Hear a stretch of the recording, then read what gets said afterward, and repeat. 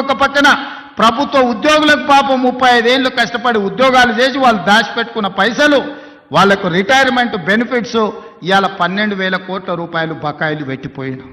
ఎవరైనా నమ్మకంగా ప్రభుత్వం దగ్గర పనిచేసి 35 సంవత్సరాల తర్వాత రిటైర్ అయిపోతే రిటైర్మెంట్ బెనిఫిట్స్ ఇవ్వాల్సిన పరిస్థితి ఈరోజు రాష్ట్ర ఆర్థిక వ్యవస్థ దెబ్బతిన్నది. ప్రభుత్వ ఉద్యోగస్తులకు ఒకప్పుడు ప్రభుత్వ ఉద్యోగస్తులకు మొదటి తారీఖు నాడు రిజర్వ్ బ్యాంక్ నుంచి సరాసరి వాళ్ళ ఖాతాల్లోకి జీతాలు వెళ్ళేది. గత ప్రభుత్వంలో విడతల వారీగా ఇన్స్టాల్మెంట్లు జీతాలు ఇవ్వాల్సిన పరిస్థితి నుంచి మొదటి తారీఖు నాడు జీతాలు ఇచ్చే పరిస్థితికి మనం తీసుకొచ్చినాం.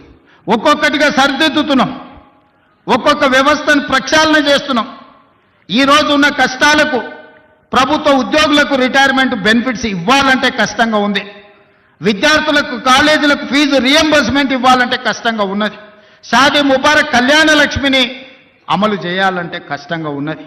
ఆ కష్టాలను ఎదుర్కొంటూనే సరిదిద్దుకుంటూనే ఈనాడు ఈ రైతుల కోసం 9 రోజుల్లో దాదాపుగా 9,000 కోట్ల రూపాయలు ఇవ్వాలి. అగ్రికల్చర్ యూనివర్సిటీలో మీతో కలిసి ఈ రైతులకు వ్యవసాయం దండగ కాదు, వ్యవసాయం పండుగ చెయ్యాలి. వ్యవసాయం అంటే 10 మందికి సాయం చేసే వృత్తి.